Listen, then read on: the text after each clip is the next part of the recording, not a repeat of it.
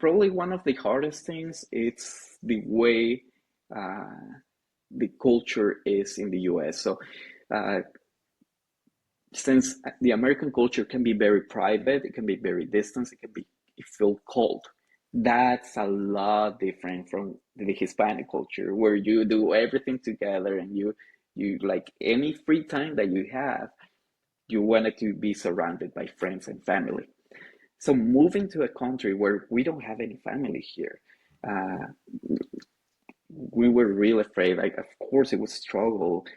We were afraid of how our sons were going to be treated at school. Uh, all this background of racism and segregationism. And that was something that we were afraid, and we were trying to depend on God. If you're going to call us here, please protect our children from experiences like that and help us be good parents to help them through that transition. So that's something that we didn't have to worry about uh, in Guatemala. But here we knew we might have to face something like that, which is not nice. And even though I don't get offended easily about that, I know most of the cases are just ignorance. Uh, so it's not mean. It's just a naive kind of thing. It happens.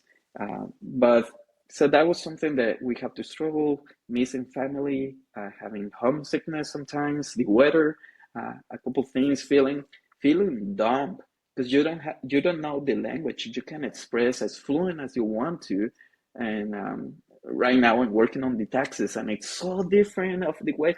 So it's so many Well, different trust me, challenges. Americans don't understand taxes. So getting a social security number, getting a driver's license, it's like I had been driving for so many years, and here I failed my text and my test because I didn't know. Like they asked me questions about driving in the snow, so I was like, "Oh, I don't know how to drive in snow," so I have to take it again and learn how to drive in snow and keep my family protected. So many different challenges.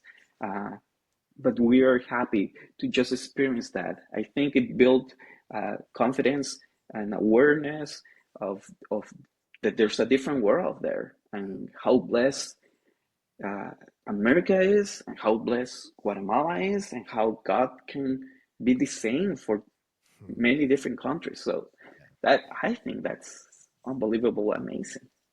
I think you hit the nail on the head with that last part of what you said, that you see the blessings of God in Guatemala, you see the blessings of God in the US, and you see how God works in his people in both locations to live out the gospel in their context. And one of the things that I think, a lot of people talk about understanding culture and reaching people, and I think it is super important. But as believers, when you spend time with someone who has the Spirit of God in them, there is a fellowship that happens only through what God has done in our life and the fact that the Spirit of God resides in us. And Cool. I know that is so true, even in our relationship of, many years where we had not talked, but seeing each other on social media and being able to jump back on and share kind of our journeys. And it really seems like it was just like it was picking up the conversation, just like the time that we spent waiting on a bus in Guatemala. And by the way, if you can drive in Guatemala, you can drive anywhere, because I remember being in a car thinking, we're not going to live, we're not going to make it. Uh, Yeah. but the Spirit of God resonates with other believers. And when you go into different contexts, when you live a life of hospitality, generosity, and the things of the gospel, there is such fellowship and community in that. And I think if people have not taken time to go to a different context and spend time with other believers, they should definitely do it. I know there's some negatives to short-term ministry and missions, but there's some huge positives for us gaining an understanding of different cultural contexts, and then just how God is at work around the world. Yeah, it's incredible how powerful impact can getting out of your comfort zone can be for your life, and how much can God use that in your own life and in your uh, path of faith. So yeah, I encourage anyone who wants to do either like a mission, short mission trip, or uh, just go out and outreach. That's our call. That's the Great Commission. Yeah.